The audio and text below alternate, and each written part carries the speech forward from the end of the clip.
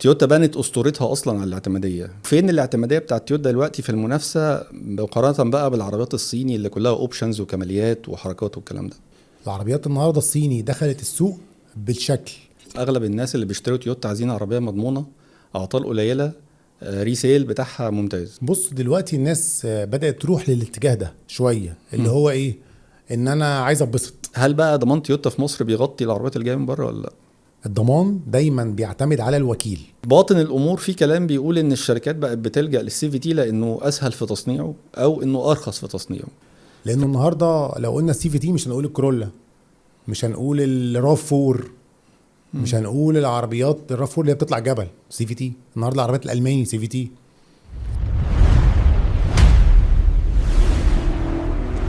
السلام عليكم. لما بتيجي في بالنا كلمة تويوتا أو براند تويوتا، أول حاجة بتنور في دماغنا هي الاعتمادية. ولما بتنور في دماغنا كلمة تويوتا بتنور وراها على طول تويوتا كرولا. وحاليا بقت تويوتا كرولا مرتبطة بكلمة تويوتا كرولا تصوت. الناس بقت رابطة الاتنين ببعض بسبب سوق الخامات اللي بقى موجود في تويوتا شوية. أنا معروف عني إن أنا مش من محبي تويوتا قوي، بس بحترم الشركة جدا لأنها في الآخر ليها تاريخ كبير محدش يقدر ينكره. وعشان انتوا طلبتوا مني قبل كده ان انا لما اجيب ضيف يتبنى وجهة النظر العكسية، فمعايا النهاردة واحد من داخل مطبخ تويوتا نفسه، صاحب مركز معتمد لتويوتا، مش مركز عادي خالص. انا محمد حسن ومعايا النهارده باشمهندس محمد. اهلا بيك يا باشمهندس. اهلا وسهلا باشمهندس محمد. اهلا وسهلا. زي ما قدمتك كده، انت عندك مركز معتمد من تويوتا، يعني ليك علاقة وثيقة بالشركة، مش قصة ان انت عندك مركز عادي كده وخلاص. بالظبط، احنا مركز معتمد من تويوتا ايجيبت، شغالين في العربيه تويوتا. وزي ما انت قلت تويوتا دايما علامه مميزه. تمام. برضو عشان الناس ممكن ما تكونش تعرف حضرتك، اديني فكرة كده، انت اديلك قد ايه شغال في تويوتا تحديدا؟ انا مهندس محمد سليمان، شغال في العربيات بقالي اكتر من 20 سنه. شغال في تويوتا وكيل معتمد من تويوتا ايجيبت، بقالنا داخلين في حوالي 9 سنين. اول حاجة عايزين نتكلم عليها لانه هي اكتر حاجة مرتبطة بتويوتا وهي الاعتمادية. تويوتا بنت اسطورتها اصلا على الاعتمادية من زمان جدا، من ايام الكورونا والكريسيدا والحاجات دي. وبعد كده طبعا اسطورة كورولا العربية الاكثر مبيعا في العالم. الاعتمادية دي جت من فكرة ان العربية فعلا عطالها قليلة جدا، ولا هي اسطورة الناس فهمها غلط؟ وفين الاعتمادية بتاعت تويوتا دلوقتي في المنافسة مقارنة بقى بالعربيات الصيني اللي كلها اوبشنز وكماليات وحركات والكلام ده؟ بص السؤال ده تريكي شويه. قصه الاعتماديه ما بتجيش قصه انها العربيه تويوتا اعتماديه وبس والصيني سبقها، والتويوتا والصيني. المقارنه دي مقارنه ظالمه. تمام. خليني اقول لك المقارنه العادله ايه. العربيات النهارده الصيني دخلت السوق بالشكل، بالاكسسوارات، بالكماليات، بالاكسسوارات اللي ظاهره. فاهم قصدي؟ النهارده كاسيت، شاشه، كاميرا، كهارب. 360. طبعا كهارب، حساسات في كل حته. لكن تويوتا سبقهم في ايه؟ تويوتا دايما بتتعامل مع التكنولوجيا الغير ظاهره. في تكنولوجيا ظاهره اللي انت شايفها ولامسها، حساسات، شاشات، كهارب زي ما انت قلت. تعال بقى للتكنولوجيا اللي انت مش شايفها، شاسيه، مركز ثقل، موتور، فتيس. دي الاعتماديه اللي انت مش شايفها، اللي هو انت لما بتجيب عربيه النهارده شكل ومعرض بيبيع. النهارده بنتكلم على عربيه، طب نيجي نتكلم عليها بعد 10 سنين تويوتا تكسب. بعد 10 سنين انت قادر تبيع عربيتك ماسكه نفسها واقفه على رجليها، ما بعد البيع خطير، قطع الغيار متوفره. هو فدي اعتماديه. ما خليني اتفق معاك في فكره انه اغلب الناس اللي بيشتروا تويوتا عايزين عربيه مضمونه، اعطال قليله، ريسيل بتاعها ممتاز. يعني مزبوط. هو دايما بيبقى تفكيره كده صح. بس في ناس من وجهه النظر التانية شايفين انه الخامات في تويوتا بقت مش قد كده، بلاستيكات كترت، الصاج حتى بتاعها مبقاش زي زمان. فالصيني نجح وانتشر زي ما حضرتك بتقول كده الحاجات اللي ظاهره. فالشركه لحد النهارده بس معتمده على التكنولوجيا اللي مش متشافه، اللي هي يعني ستيل بتبيع، بس بيعها ما بقاش زي التكنولوجيا الظاهره او المظهر زي ما بيقولوا. بص دلوقتي الناس بدأت تروح للاتجاه ده شويه، اللي هو ايه، ان انا عايز اتبسط، عايز اركب عربيه وادلع نفسي. ده موجود. انما تعالى بعد شويه بقى قول له اركب العربيه واتبسط وكده، تعالى وريني العربيه بعد 3-4 سنين ما تلاقيش العربيه. انت فين؟ طب تيجي تبيع ما تلاقيش اعادة بيع. طب قطع غيار مش موجودة. تعال بقى الناحية التانية، العربية، تركب العربية سنة 2 3 5 10 لا موجودة. قطع غيار موجودة. طب انا هجيلك للنقطة اللي انت كنت بتتكلم عليها، موضوع البلاستيكات وكذا. كده كده العالم كله بيتجه الى الكوست سيفنج. لازم تمام. بيبدأ يوفر شوية في الخامات، ولكن تويوتا مش بتشتغلها كده، بتوفر شوية في الخامات ولكن بالتكنولوجي محسوبة ومدروسة، بحيث بيدرس تماما شكل العربية، ارتفاع العربية، هيكل العربية، مقاومتها للهواء، الايروداينامكس، كلها ليها كالكوليشن، مش موضوع كده. لكن تعالى انا اركبك حاجة صيني الازاز بتاعها عامل كده، هو مفيش زاوية ايروداينامكس انحراف. خالص في الصيني. انا ما سمعتش عن عربيه صيني دخلت نفق هواء وعملت لا ايروداينامكس كتير، انا مش عايز اقول اسامي عشان ما ادورش حد، ولكن بص اقول انا لك اسامي كتير. الحاجات اقول اسامي؟ لا خلينا نتكلم على اللي موجود في سوقنا. ما اللي موجود سوقنا، انا بتكلم على اللي موجود سوقنا. شوف التي 2 والتي 1، اه الجي تور تي 1 والتي 2، اتفرج عليها بعد ال 120. لا انت بتكلم انت على فهمتني بالعكس على فكره. آه. انا بقول لك في العربيات الصيني انا ما سمعتش عربيه دخلت نفق هواء وليها ايروداينامكس بارقام. لا مفيش كالكوليشن. انت فهمت ان انا بقول انت معاهم. لا. انا قلت انت معاهم. لا انا مع ناس التانيين. ايوه. الصيني يعني انا ما سمعتش عن ايروداينامكس، وحتى يعني عايز اقول لك هي دي نقطه في السيلز مش مطروحه، يعني ما فيش حد بيتكلم عنها، ما حدش بيتكلم عنها مظبوط. ولما تبتدي تتكلم عنها الناس تاخد بالها من حاجات كانت غايبه عن وعيها تماما وما بتفكرش فيها. وفي ناس ستيل لحد دلوقتي مش مهمه بالنسبه لها، يعني تيجي تقول له عربيه ثابته وان كان ليها تحفظات برضه على ثبات الكورولا تحديدا يعني، ولكن هو يقول لك مش مهم، انا اصلا انا بمشي على مهلي، انا مش بجري، انا الكلام ده كله. وبعدين يعني انت في لحظه بتبقى محتاج الثبات حتى لو انت ماشي 100 مظبوط. فهو شيء ما تقدرش تستغنى عنه. طيب خليني اسال سؤال برضو بالنسبه لحته الاعتماديه دي عشان تبقى قفلناها تماما. اعتماديه تويوتا جايه من عمرها الطويل ولا قله الاعطال ولا الاثنين مع بعض؟ بص، اعتماديه تويوتا جايه من عمرها الطويل طبعا، لان عملت اسم في السوق بقى لها سنين. وقله اعطالها ده سؤال تريكي تاني. مفيش حاجه اسمها قله اعطالها، مفيش عربيه بتعطلش. العربيه النهارده لا ازاي ده؟ يعني انا الناس اكتر ناس بتهاجمني على الصفحه، انت بتهاجم تويوتا اللي ما بتعطلش، ده انا حطيت لها زيت مره واحده من ساعه ما اشتريتها. ما هو ده اكتر عربيه بتعطل بقى اللي بيعمل كده. لا، هي تويوتا عربيه بتعطل لو انا ايدي مش فيها ومش بصينها باستمرار هتعطل. النهارده لو حطيت زيت مضروب هتعطل، مش هتبقى عارف، بس بتحط زيت في مكان مش معتمد هتعطل. تمام. حطيت زيت في تيس مش مظبوط هتعطل. زيت في تيس مش اصلي هتعطل. محطوط بآلية غلط هتعطل. حطيت قطعة غيار مش اصليه هتعطل. النهارده بوجيهات مش اصليه بتجي العربيه على ونش بسبب بوجيهات مش اصليه. فلا، هو السؤال مهم وسؤال حلو، ولكن اللي احترمتها واتعاملت معاها وصينتها في مواعيدها، تويوتا هتحترمك جدا. تويوتا النهارده هتحافظ عليك قوي طول ما انت صيانتك في مواعيدها، هتزعل منك قوي لو انت مش بتصينها ومش بتحافظ عليها. طيب تويوتا كانت عربياتها لحد يعني مثلا نقدر نقول من 10 سنين كان التكنولوجيا فيها بيزك جدا، ويمكن متجهه ناحيه زي ما حضرتك بتقول كده الموتور، قاعده البناء، الحاجات اللي هي الاساسيه المهمه بس اللي مش محسوسه ومش ملموسه. ولحد النهارده لسه ما دخلتش برضو، يعني هي ماشيه في طريقها ومركزه فيه. انا مش هغير حتى لو السوق حواليها اتغير، لان هي معتمده على الاسم اللي اتبنى. بس هل دلوقتي قله الاعطال اللي احنا بنلاقيها في تويوتا دي مقارنه مثلا بالعربيات الالماني اللي الناس بتقول لك الالماني كله اعطال، عشان الالماني يعني وحش تكنولوجيا حتى لو التكنولوجيا دي بتسبب له مشاكل، فهل قله الاعطال دي ناتجه من ان التكنولوجيا اللي في الكورولا لسه ما هياش بالدرجه اللي حتى نقول ان هي تقدر تجاري الصيني دلوقتي؟ بص، تويوتا فيها حاجتين. الموديلات القديمه شويه، الموديلات دي فيها تكنولوجيا بسيطه، كانت زمان تكنولوجيا بسيطه، بداوا يطوروا وبدات تدخل عندهم تكنولوجيا حديثه وبداوا يديروا الاداره التكنولوجيا الحديثه. انت النهارده راكب عربيه قديمه شويه، فعارف انها التكنولوجيا اللي فيها بسيطه، الموتور والفتيس وشكل العربيه وهيكل العربيه والعفشه بتاعه العربيه. تمام. طب تويوتا جت زي ما انت بتقول كده بس من حوالي نقول 8 سنين، الشكل الجديد اللي هو ال 2020 بادئ من 2019 دخلت تكنولوجيا اسمها TNGA، تويوتا نيو جلوبال اركتكتشرال.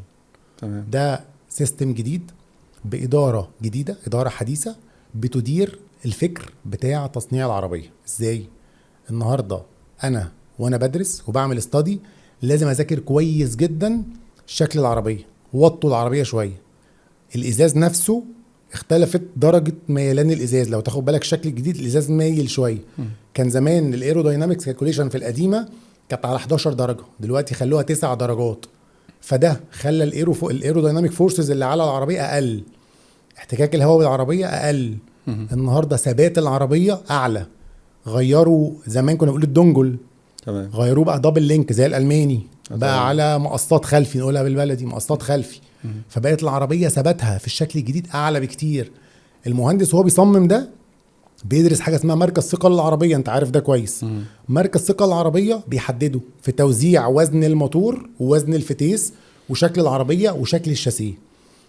مركز ثقل الموتور يفرق معاك في ايه؟ ثبات العربيه وهي ماشيه في الاستريت وهي في الملفات.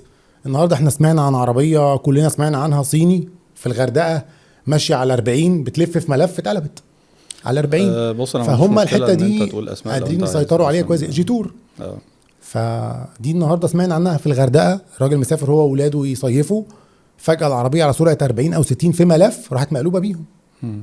هيقول لك يعني اي حاجه، هيقول لك كان باصص في الموبايل، هيقول لك انه الكاوتش فرقع. يعني بص هي الناس في الحالات اللي زي دي مش هتقتنع ان ده ممكن يحصل لانه غريب. يعني عمرنا ما سمعنا ابدا عن عربيه اتقلبت على 40 او عربيه يعني من الحاجات المضحكه جدا الناس بتقيس ثبات العربيه في الستريت لاين. ما ده غريب. يعني ادوس 140 وانا ماشي ستريت. طيب ما هو اي عجله ماشيه ستريت بالزبط. مش هيبقى عندها مشكله في الثبات. مظبوط.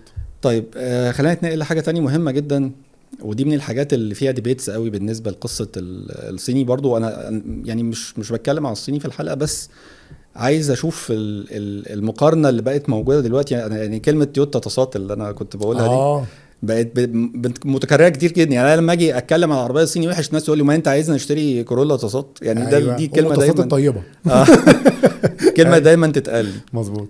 بيستدلوا بقى على الفكر بتاع انه الصيني تغلب على الياباني بشكل عام. انه الخليج بقى كله صيني وما بقتش الناس تشتري، ولو ان انا معترض على الكلام ده، الناس ما بقتش تشتري العربيات الياباني زي زمان والكلام ده. هل ده راجع لانه فعلا الخليج مع القدرة الشرائية بتاعته الأقوى من عندنا بقى مقتنع ان الصيني يقدر ينافس، ولا فكرة رفاهية؟ يعني انا دايما بشوف انه اللي عايز يشتري صيني انا ما عنديش مانع ان انا شخصيا اشتري صيني، بس هتبقى سكند كار مش الفيرست كار. ثيرد كار بعد اذنك. طيب تمام. والحاجة التانية انه انا يبقى عندي القدرة ان انا بعد 2-3 ابيع العربية واتيفر انا بايعها بكام واخسر فيها كام، وما عنديش اي مشكلة في ده، وانا جبت عربيه انبسطت بيها وبالكهرباء بتاعتها والكلام ده كله. هل ده فكر الخليج دلوقتي، ولا هو فعلا بقى فكرهم ان انا عايز اجيب عربيه وانبسط وتغور الاعتماديه دلوقتي مش عايزينها؟ بص احنا خلينا نتفق ان الحاله الماديه في الخليج غير مصر. تمام. الناس هناك بدل العربيه في البيت 2 و3. تمام. فهي لو بنتكلم انها سكند كار، لا هي هناك سكند وثيرد كار كمان. ثيرد كار والله للامانه اصل انا كنت عايش في الخليج وعارف. تمام. فهم دلوقتي بداوا يدخلوا ده كنوع من الرفاهيه للولد. انا هركبها 2-3 وارميها مش فارق له. لكن هو لو تيجي تقول له طب انت ايه اللي عندك مبسوط بيه، يقول لك عندي لاند كروزر. والله ما اجرب لها ما اقدرش، ما فيهاش لاند كروزر. عندي مثلا تاهو عندي كذا. هي الفكره انه تفاوت الاسعار هناك برضو كبير جدا. يعني طبعا. انت عشان تشتري لاند كروزر ولا تيتو هو هيلاقي انه هيدفع فرق كبير جدا. هو كده عنده لاند كروزر. هو بيشتري تيتو رفاهيه. انا عايز اقول لك انه ممكن يكون عنده لاند كروزر من 20 سنه ولسه محتفظ بيه. طبعا ودي موجوده. يطلع بيها البر ومش عارف ايه، ما فيهاش كلام. دي بتطلع الجبل، بتطلع على الحيطه، ما فيهاش خلاف. ايوه. في ناس كتير جدا دلوقتي مع قصه الناس اللي بيجيبوا عربيات من الخليج، المبادره بتاعت المغتربين بقت بتجيب عربيات من بره، وهم بيبصوا انه دايما العربيات الخليجي احسن من المصري، وانه الخامات والكماليات والكلام ده كله ممكن يكون افضل. وفي بعض العربيات ده موجود فعلا. هل بقى ضمان تويوتا في مصر بيغطي العربيات اللي جايه من بره ولا لا؟ بص الموضوع ده اتسالت فيه كتير وجالي ناس كتير. الضمان دايما بيعتمد على الوكيل. تويوتا الاسم العالمي، هي العلامه. العلامه دي الوكيل تويوتا اليابان بتوزع لكل منطقه، لكل زون. مصر، الامارات، البحرين، كل زون ليها وكيل. هنا في مصر الوكيل الفطيم مثلا، فكل منطقه ليها وكيل. فانت هنا العربيات اللي في مصر تابعه للوكيل، فكل ارقام الشاسيهات اللي بتنزل هنا متباعه من الوكيل، تابعه ضمانها للوكيل.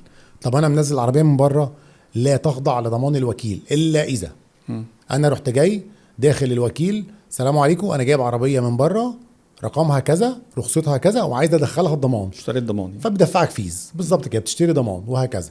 ما عدا ذلك لا تتبع الضمان بتاعها مش انترناشونال. طيب الضمان بتاعها لوكال. لو جات لك عربيه انت من العربيات دي مش شاريه ضمان، بتوفر له قطع غيار عادي؟ كل قطع غيارها متوفره، بنقدر نوفرها وبنقدر نحقق له نفس الصيانه بنفس الكفاءه موجوده. بس مش ملزم لو حصل عيب صناعه. مش ملزم لو حصل عيب صناعه طبعا. من الاساطير اللي انا برضو ضدها تماما فكره اللي انا لسه يعني مكلمين عليها من شويه، بس خلينا نتكلم فيها بالتفصيل شويه. ان تويوتا ممكن، مش هقول لك ما نعملش صيانات، بس نهمل في الصيانات وهتستحمل. واذا يعني زودت على الزيت شويه وما غيرتوش تمام، واذا مش عارف الفلتر ما اتغيرش في ميعاده تمام، واصل الموتور ده بيمشي 500 ومليون وكل الكلام ده، هل الكلام ده حقيقي ولا هنرجع لفكره ان العربيه لازم تتصين، وعربيه زي تويوتا مع الصيانه هتبقى حالتها كويسه، وفي عربيات تانية تصينها وبرضه هتبقى حالتها سيئه؟ بص، تويوتا بتحمل اسطورتين، اسطوره صادقه واسطوره كاذبه او اسطوره غير صادقه. الاسطوره الاولانيه ايه؟ ان عربيه المليون كيلو دي الاسطوره الحقيقيه، العربيه فعلا عربيه المليون كيلو.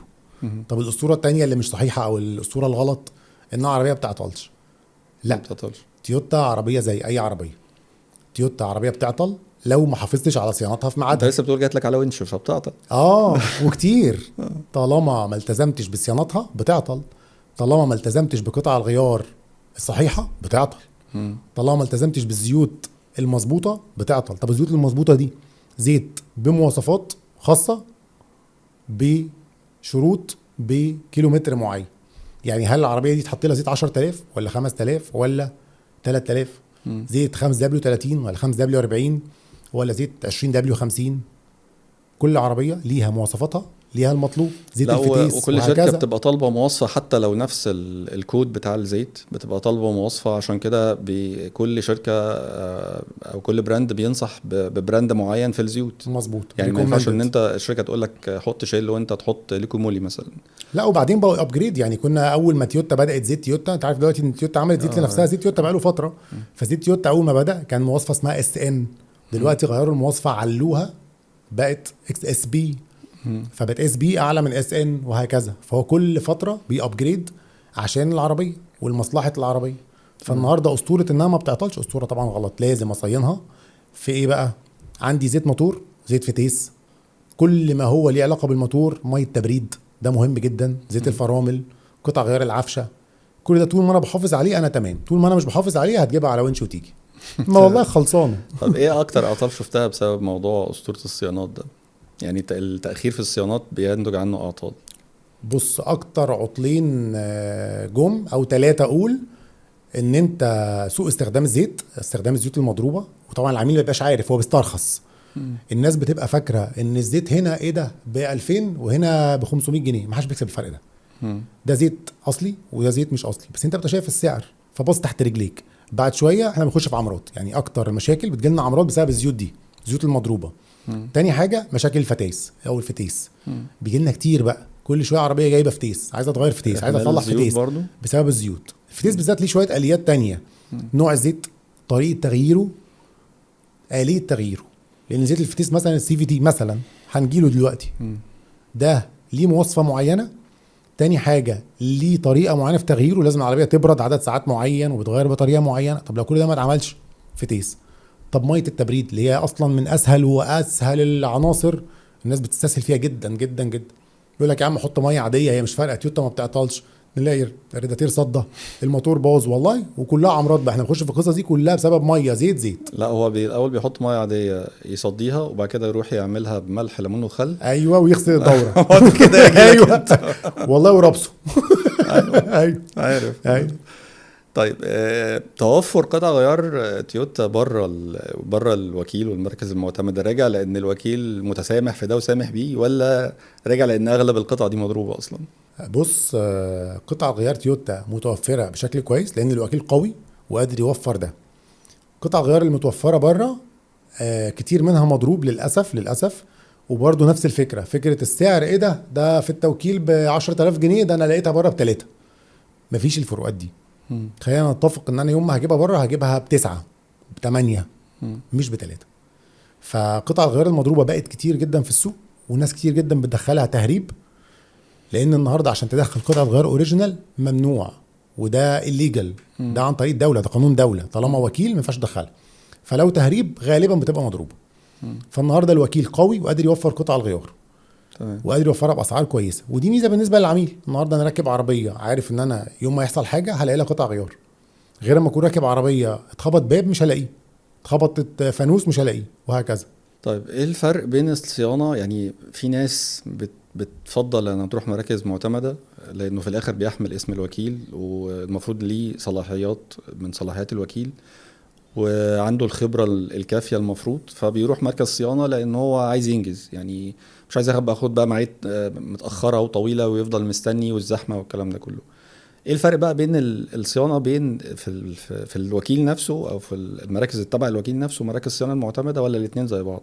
وهل انت كمركز صيانه معتمد ليك الصلاحيات ان انت تاخد قرار في تغيير قطعه معينه، تقول دي فيها عيب صناعه فانا دي محتاج ابعت للوكيل يغيرها لي، ولا انت بتبعت للوكيل وهو اللي بيبقى عنده الابروفال في النهايه؟ بص، السؤال ده بيتقسم لاكتر من جزء. اولا الوكيل ده الوكيل اللي واخد من تويوتا اليابان، ده الفطيم خلاص وليه فروعه. تمام. تويوتا ايجيبت عامله فروع لنفسها طبعا، كايرو فيستيفال، عباسيه، وهكذا، ابو رواش وكده. بيندرج منهم بقى بعض التوكيلات او الوكلاء، سميهم الوكلاء. الوكلاء ينقسموا الى 3 اقسام، حاجه اسمها 3S 2S و1S. كل واحد من دول ليه صلاحيات، ولكن ال3 بيشتغلوا بنفس المعايير ونفس الجوده، لان كل الفنيين اللي عندنا والمهندسين بياخدوا تدريب في تويوتا. فالنهارده هو مش هيسمح ان لا 3S ولا 2S ولا 1S يشتغل بغير المعايير بتاعته. نفس معايير الشغل، نفس معايير الصيانه، قطع الغيار كلها من عنده تحت اشرافه، في مراقبه بشكل دوري، بتجيلك اوديت بيتعمل تقريبا كل شهر، كل شهرين ماكسيموم بتلاقي اوديت. فانت شغال بنفس المعايير، بنفس قطع الغيار. ده الجزء الخاص بالمعايير. بالصيانه والمعايير. طيب الجزء الثاني اللي يهم الناس بقى يعني انا عندي مشكله في الفتيس، ماشي. فالفتيس بقى عايز يتغير، عيب صناعي، يعني لسه شايل العربيه، انا عارف ان ده يعني نادرا ما بيحصل، يعني لسه شايل العربيه وحصل في الفتيس مشكله او حصل في الموتور مشكله. فانا بالنسبه لي يعني اغلب الناس بتبقى شاريه عربيات زيرو، يقول لك انا غير لي العربيه اصلا، مش غير لي بس الفتيس، لا غير لي العربيه. فاحنا خلينا نستبعد قصه تغيير العربيه دي عشان دي برضو نادرا ما بتحصل. فخلينا نتكلم في تغيير موتور، تغيير فتيس، القرارات الضخمه شويه. ايه صلاحيات المركز معتمده فيها؟ بص انا هقول لك الاول ان تويوتا توكيل لاكجري، يعني هو بيسموه غني او سخي باللغه العربيه او اللغه العاميه. يعني هو ما بيستخسرش يغير. لو الحاجه بايظه ما عندوش اي مانع يغير موتور ويغير فتيس، ايا كان الاسعار، ايا كان القطعه، طالما انت جوه الضمان. ما بيتاخرش في ده. نرجع بقى للسؤال، ايه الفرق بين التوكيلات او المراكز المعتمده والتوكيل نفسه؟ المراكز المعتمده من اول 3S لغايه 1S، كل مركز من دول ليه صلاحيات معينه. عشان كده هو مقسمينهم. 3S مثلا زيه زي الوكيل، هو عنده من الصلاحيه انه يبعت ريبورت ويقول ان دي بايظه او دي فيها مشكله، عيب صناعه، ويغيرها. طب انا كمالك هعرف بقى المركز ده 3S ولا كله مكتوب على الويب سايت. انت بتخش على الويب سايت بتاع تويوتا مكتوب. تاني حاجه احنا بنوجهك، يعني ما ينفعش انا ابقى انا 1S واخد صلاحيات 3S، ما ينفعش. وانت كده كده هتستفيد بايا كان، هتستفيد بنفس الحاجه عند اي حد من دول. بس انا بقول لك الصلاحيات يعني ايه، يعني ده يقدر يعمله، التاني مش هيعمله بس هيوجهك. يعني لو جه عندي انا 1S ما عنديش صلاحيه ان انا اغير قطعه غيار في الضمان مثلا، بس هرجعك هقول لك لا، دي انت تبع الضمان، العربيه شاريه سنه كذا بتاريخ كذا، الضمان بتاعها 3 سنين او 5 سنين، هترجع للوكيل في الفرع الفلاني، هترجع لهم بالعيب ده، هيراجعوه ويغيروها لك. وبيرجع فعلا وبيتعمل ريبورت وبيتبعت وبيجي له ابروفل وبيغيرها. دي حاجه كويسه جدا جدا جدا، حاجه محترمه. تمام. مش في كل التوكيلات، فمعانا الصلاحيات دي نقدر نوجهه. لكن ال1S اللي هو زينا مش بيغير حاجه في الضمان. طيب السؤال الاخير الخاص بقصه العربيات من حيث الاعتماديه والصيانه والكلام ده كله، هل انت بتواجه مشاكل او بلاش نقول مشاكل، صعوبات في صيانه بعض الموديلات او بعض العربيات عن عربيات تانية، ولا كلهم زي بعض بالنسبه لك؟ لا، ما نقدرش نقول كلهم زي بعض. التويوتا فيها عربيات كتير قطع غيارها كلها متوفره، وعندها بعض السقطات في بعض العربيات ما نجحتش قوي وقطع غيارها مش الافانزا مثلا. عربيه شكل قديم شويه، ما خدتش حظها في السوق شويه، ما بعدش قوي. ما بعتش قوي، فالى حد ما قطع غيارها شويه مش موجوده. انما مثلا لو بتتكلم في العموم، التويوتا الكرولا، التويوتا الفورشنر، التويوتا اليارس، التويوتا اللاند كروزر، كل ده حاجته متوفره مثلا. والصيانات هو كلهم نفس الصعوبه او السهوله نقدر نقول؟ بدرجات متفاوته، بس معظمهم كلهم الميزه ان الفنيين كمان لما بياخدوا تريننج خلاص بيبقوا حافظين عربيه، حافظين كل مسمار فيها، فبيريحك وبيريح العميل. بص انا بسالك ليه برضو، الدنيا حلوة. عشان يعني الماني اوقات في حاجات رخمه جدا في الفك. يعني عشان تفك مثلا ترمبة المية تلاقي نفسك فاكك نص العربية عشان تطلعها، حاجات كده يعني. فهل تويوتا فيها الكلام ده ولا لا؟ بص مش قوي، بس في بعض الموديلات مثلا زي اليارس الهاتشباك شويه صغيره ومن جوه ضيقه شويه، فتفاصيلها في الفك والتركيب شويه دمها تقيل. لكن الكورولا، اليارس، الفورشنر، المساحات بتاعتها كويسه والحركه فيها في الصيانه الى حد كبير معقوله يعني. هنتنقل دلوقتي الكلام على الفتيس معشوق الشركات، مش معشوق الناس، معشوق الشركات، هو السي في تي. بما ان تويوتا بتستخدمه برضه، ولكن تويوتا يعني استخدمته بذكاء شوية، هنتكلم على ده قدام. بس هو مبدئيا الملاحظ ان الفتيس ده، سوري في اللفظ، بقى بيترمي في اي عربيه طالعه، او يعني اغلب العربيات اللي طالعه هنحط فتيس اي سي في تي. الظاهر من الكلام اصل احنا بنحط لك فتيس اقتصادي، تمام، عشان يوفر لك في البنزين وانت تعيش حياتك وتنتعش، والبنزين غلي واحنا خايفين على مصلحتك. الباطن الامور في كلام بيقول ان الشركات بقت بتلجأ للسي في تي لانه اسهل في تصنيعه او انه ارخص في تصنيعه، فهي بقت بتحط المكون الارخص اللي تقدر تسوقه بشكل مناسب للناس. ان انا مش هكلمك على رخص بقى وغلو، لا ده انا بدور على مصلحتك. فهل فعلا السي في تي بقى منتشر في العربيات دلوقتي بسبب ان هو فتيس رخيص وسهل والشركات بقت بترميه في اي عربيه، ولا في اسباب تانية خفيه ممكن ما نكونش عارفينها؟ بص السؤال ده جميل جدا، والواحد انا طلعت في اكتر من حاجه واكتر من برنامج ما حدش اتكلم عليه بالتفاصيل. السي في تي مش فتيس عادي، ومش قصه ارميه في العربيات وخلاص. السي في تي فلسفه هندسيه. مجرد ما المهندسين بتوع تصنيع السيارات دخلوا فلسفه الفتيس سي في تي، هو تكنولوجي فعلا فيري هاي تكنولوجي من وجهه نظري. لانه النهارده لو قلنا السي في تي مش هنقول الكرولا، مش هنقول الراف 4، مش هنقول العربيات الراف 4 اللي هي بتطلع جبل سي في تي. النهارده العربيات الالماني سي في تي، العربيات الفرنساوي سي في تي، النهارده سي في تي في كل العربيات موجود في تقريبا. عربيات كتير فعلا. طيب فهو فلسفه مش فكره التروس. بس هو الفلسفه الشركات غرضها منها ايه؟ ما انا هقول لك. قول. النهارده الفتيس القديم كان ايه؟ تروس. فالتروس كانت عباره عن ايه؟ بتشتغل على ايه؟ عن نقله من الترس الكبير للترس الاصغر، للترس الاصغر 5 سرعات، 4 سرعات، 6 سرعات، حسب كل عربيه. فالنهارده النقله كنت انت بتحس بيها، تحس بالنقله. بالنهارده السي في تي لا، تكنولوجيا مختلفه. ده 2 درام وبينهم سير بيلت، ستيل بيلت. تمام. ده اولا بيشتغل على ضغط الزيت، درجه حراره الزيت، صح ولا لا؟ مظبوط. النهارده الفالف بادي بتاع الفتيس ده هو عباره عن شويه بلوف، فالف بادي بلوف بتشتغل بضغط الزيت. فتكنولوجيا متقدمه جدا. انت النهارده بتتحرك في ملايين. بس هو في فتيس تاني شغاله بالفالف بادي برضو، مش السي في تي بس. لا ما هو ماشي، الفالف بادي كده كده موجود، انا بتكلم ده جزء من السي في تي، من فلسفه السي في تي. فبيشتغل بضغط الزيت بلس ان الاتنين درام مع السير النهارده مدينك حريه حركه في النقلات ملايين النقط. اصل انت بالتاتش هنا اكتر من نقطه بين الاتنين درام، بالتاتش بتتحرك ملايين النقط. فانت بتتحرك في ايه؟ سرعتك انت مش حاسس بالنقلات مبدئيا. السرعه بتاخد سرعتك مرتاح، مفيش نتشه في النقله، حريه حركه مش طبيعيه. طب والسبب الاهم بقى الحته يعني بص الزتونه بقى الهندسيه اللي محدش يعرف عنها حاجه، النهارده الفتيس سي في تي ده بيدي اريحيه للموتور. طب يعني ايه؟ يعني كل ما النقلات زادت الموتور بيرتاح اكتر. لا مش نقلات، لا مش نقلات. طيب امال ايه؟ خلينا نقول حاجه. النهارده انت النقله في الفتيس العادي بتنقل من ترس لترس. فانت كان بينقل من ترس لترس امتى؟ لما الار بي ام يوصل زي ما كنا بنقولها زمان، اللي هم كنت البلدي المانيوال الاول في الثاني في الثالث. انت كنت بتجيب الاول والثاني بايدك ازاي؟ بتحسها برجلك. الار بي ام وصل ل3 وانا السرعه جابت 40 فانا كده بروح الثالث. بدات اجيب ال80 فالار بي ام 3.5 اروح جايب الرابع. الاوتوماتيك العادي كده. هو الار بي ام بيوصل لحته معينه فياخد سنس يروح ناقل. السي في تي لا، ما فيهوش نقلات اصلا. السي في تي ما فيهوش نقلات. فده بيعمل ايه؟ بيخلي دايما الموتور شغال عند افضل نقطه جهد، ما عليهوش لود. ما هو ده كان قصدي يا باشمهندس، هو بإن ده. النقلات اكتر، ان هو في ملايين النقلات مش تمام. احنا دايما نقول ايه، الفيسي الستة احسن من الاربعة والثمانية احسن من الستة. مظبوط. لانه بيريح الموتور، بيوفر في البنزين. فانت بقى ما عندكش ولا ستة، ولا انت عندك 6000 مثلا. ملايين النقط اللي بيتحرك فيها. فطول تمام. ما هو بيتحرك، الميزه هنا في حاجه ان الموتور شغال عند حمل اقل.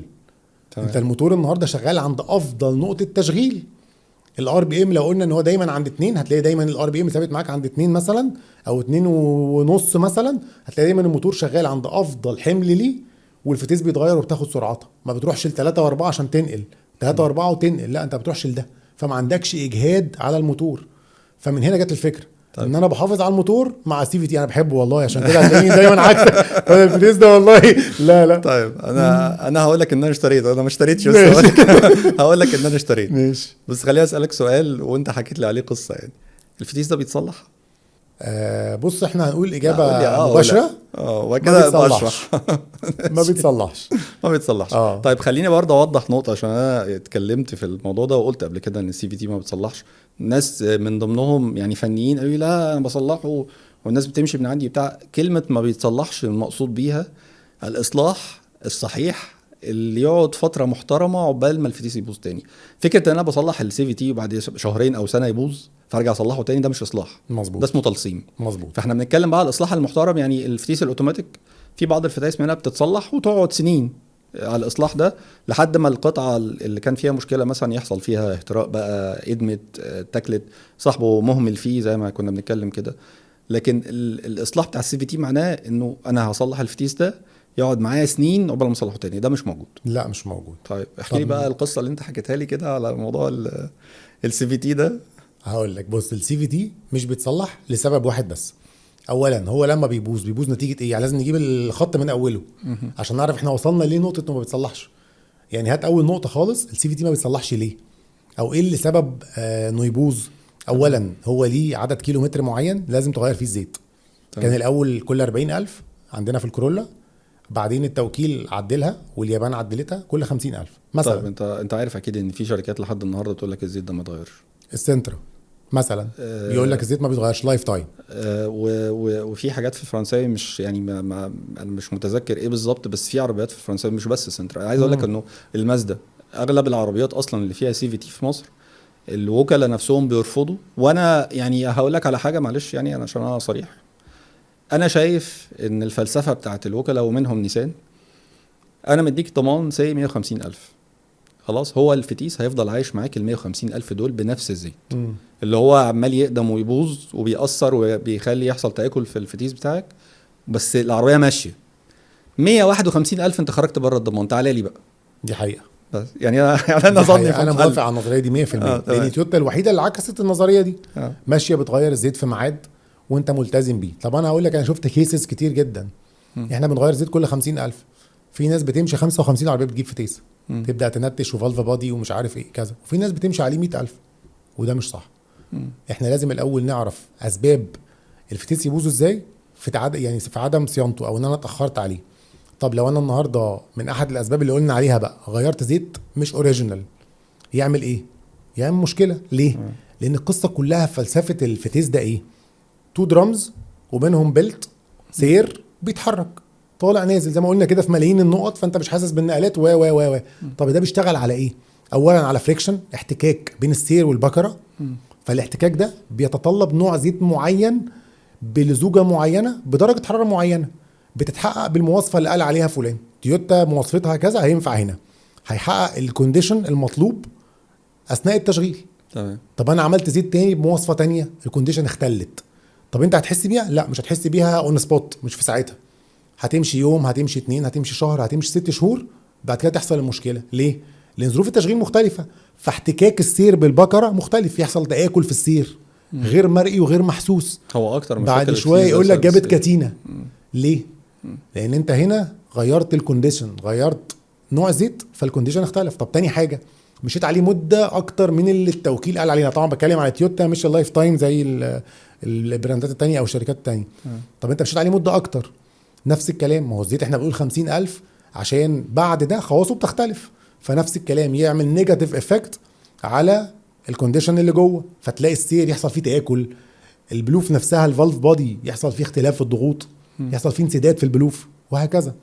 طب الكونديشن الثالث غيرته بظروف غلط، الزيت اوريجينال والناس زي الفل، التوكيل بيقول لازم العربيه تبرد عشان ما يحصلش خلل، لا العربيه نزل الزيت وحط زيت هوبا. طب بعد كده والله ده كتير بقى بنشوفها، تيجي العربيه على winch وهكذا. فمن هنا طالما اختل الكونديشن لازم تختل المنظومه، فالفتيس يبوظ. طب نيجي بعد كده بعد ما باظ بقى هنصلح؟ لا ما بتصلحش. لكن طب ما انا من الاول بقى اتفادى ده ازاي؟ ان انا اصين في معادي زيت في ميعاده، زيت مواصفته مظبوطه بالكونديشن المظبوطه. فين؟ في التوكيل، في وكيل معتمد، ابقى انا ضامن ده. غالي شويه سعره معقول شويه بس لازم اقدر احافظ على ده. طيب غير كده انا العربيات الوكلاء بتوعها يعني شالوا ايديهم من الموضوع، قال لك لا انا الزيت بتاعي ما بيتغيرش. الناس عشان في ناس بقت متفهمه فكره انه مفيش حاجه اسمها زيت لايف تايم، الزيت بيفقد خواصه، بيفقد، بيحصل له اكسده، ممكن يحصل له بخر في بعض الاوقات.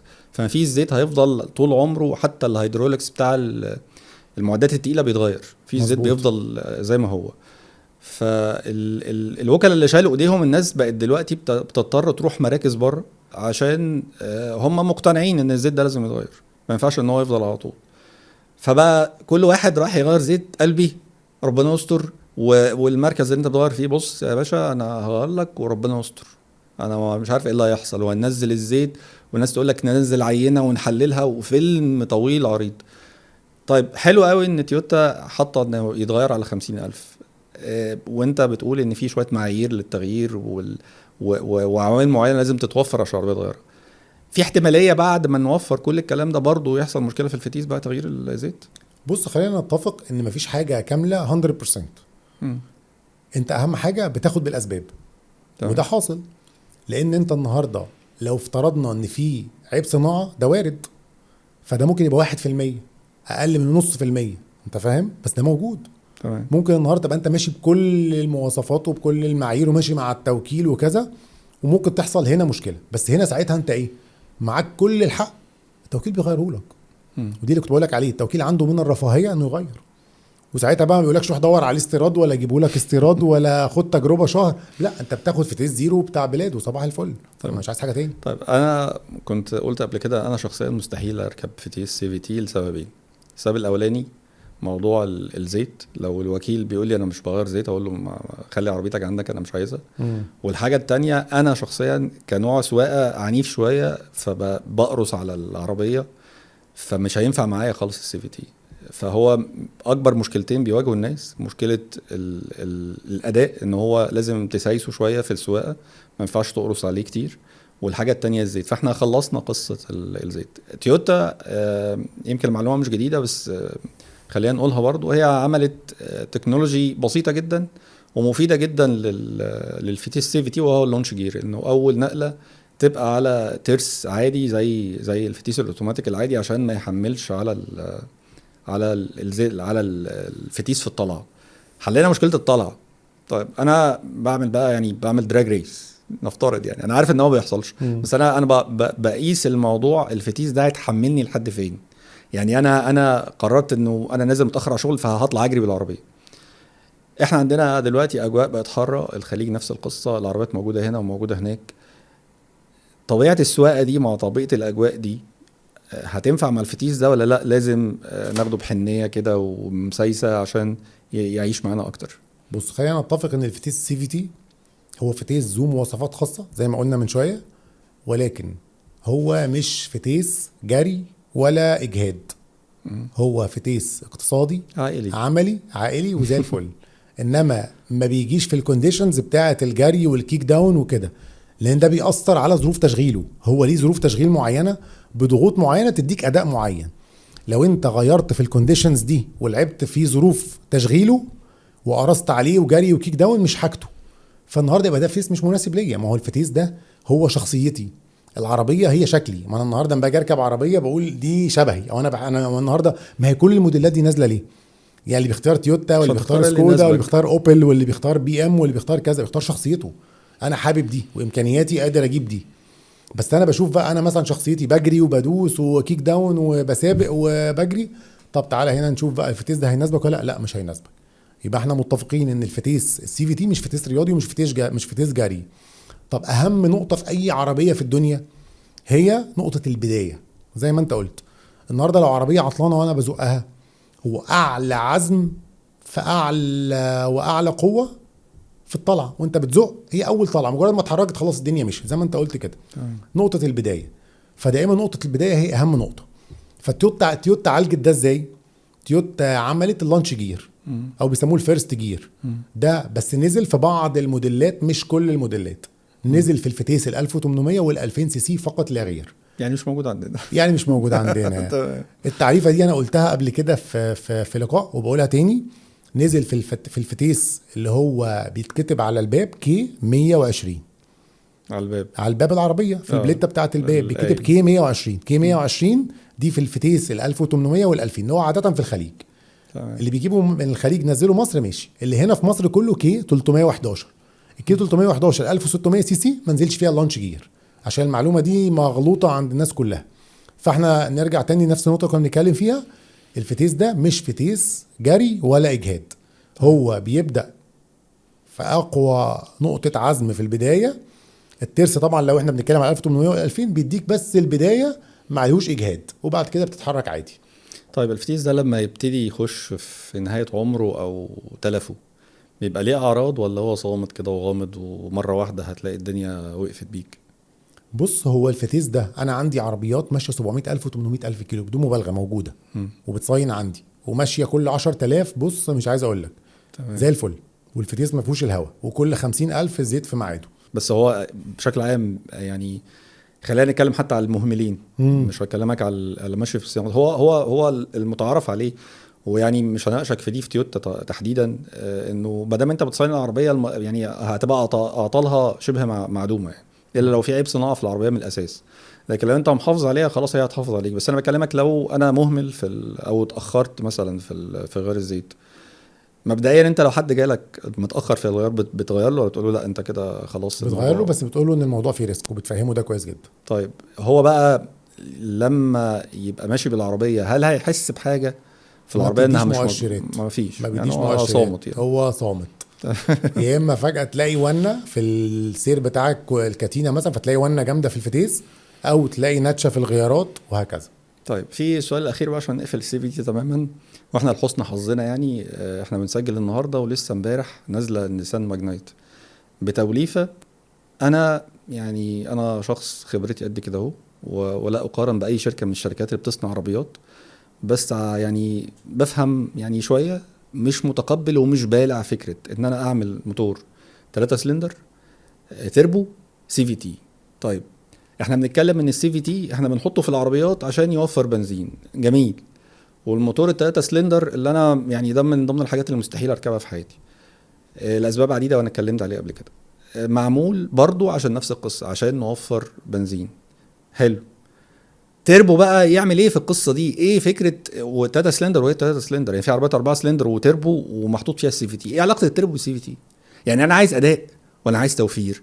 وبعدين طب انا عايز اداء مع فتيس مش بيستحمل اداء ومش بيستحمل قرص ومش بيستحمل جري. طب انا هطلع طلعه هاديه واحافظ عليه. طب تربو بيعمل ايه في القصه دي؟ يعني انت عايز عربيه عائليه روح خد سي في تي، عايز عربيه بتاعت اداء وجري روح خد لك تربو. لكن ايه بقى الكومبو الغريب اللي مش مفهوم ده؟ بص انا مش ما شفتهاش للامانه. ده هو موجود في عربيات كتير. هو موجود في عربيات كتير جدا. ولكن اظن التالينت مثلا موجود فيها نفس اظن القصة. ان ده بعد ما بتطلع الطلعه الاولانيه، يعني بعد ما تعدي مرحله اعلى عزم خد قصدك الاداء التربو بقى بيتاخر يعني شويه. بيجي مثلا عند الغيار الثالث وليكن يديك بقى الاداء اللي هو الجري والسرعه ومش عارف ايه، لكن العزم عند الغيار الاول والثاني هتلاقي التربو ما وانا بيدخلش. بكلمك على الفلسفه. يعني هو العربيه الشركات لما بتبني عربيه، انا ببني عربيه عائليه اداء. يعني في عربيات اللي هي المواتير ال 100 حصان وال 110 حصان دي دي مش منتظر منها اي حاجه، دي منتظر انها تروحك بيتكم بس بالظبط. مش منتظر منها اي حاجه. فانا ببني لك عربيه عشان العربيه دي توصلك من نقطه ايه لنقطه بي، تحط فيها العيله بتاعتك، تحفظك من البهدله بتاع المواصلات، الكلام ده كله. وفي عربيات تاني تديك بقى 300 حصان و500 حصان وارقام غريبه كده عشان تنبسط بقى. يعني بي ام دبليو مثلا الفلسفه بتاعتها انا بداعب الشباب اللي عايز يعمل دريفتنج ويجري ويعمل الكلام ده كله. ما ملاش بقى ولا في العائلات، ولا هي بتعمل عربيات كبيره بس هي الفلسفه بتاعتها فلسفه اداء صرفه. شركه زي نيسان هي على النقيض تماما، هي بتتكلم في عربيات عائليه اعتماديه تعيش الكلام ده كله. فالتوليفه بقى فلسفتها ايه؟ يعني توليفه التربو، انا بقول لك على رايك الشخصي على فكره، مش بقول لك على على ان انت عندك معلومه، انا بقول لك على رايك الشخصي. ايه فكره ان انا احط تربو مع سي في تي؟ لو بتسالني على رايي الشخصي، فلسفه التربو مع السي في تي، هو اولا السي في تي للاقتصاد، ان انا بقتصد، والتربو يديني عزم وجري ومش عارف ايه. هنا عاده في النيسان والحاجات دي، انا رايي الشخصي ان هو بيعملوا الفلسفتين مع بعض. رأي اقتصادي لو انا ماشي بالراحة والطلعة ومش عارف ايه وكده، لو هجري وعايز عزم وتسارع التربو هيديني ده. فانا عندي الاوبشنين. ده رأيي الشخصي، هم عاملين الفلسفة كده من وجهة نظر المصنع. تمام. اظن كده هو مديك حاجة اقتصادية لو انت ماشي على مهلك وماشي بالراحة وبتأدي الوظيفة بتاعت السي في تي. لو جات معاك تسارع وعايز تجري وكذا، هتديك الاوبشن ده بالتربو، وهتلاقي القرص معاك والعزم عالي وتديك عزم عالي جدا وتجري معاك. اظن كده يعني. طيب وانا مختلف معاك، بس انا متقبل وجهه نظرك لان انا قلت لك في الاخر احنا مش بنقول معلومه اكتر من نقول وجهه نظر. مظبوط.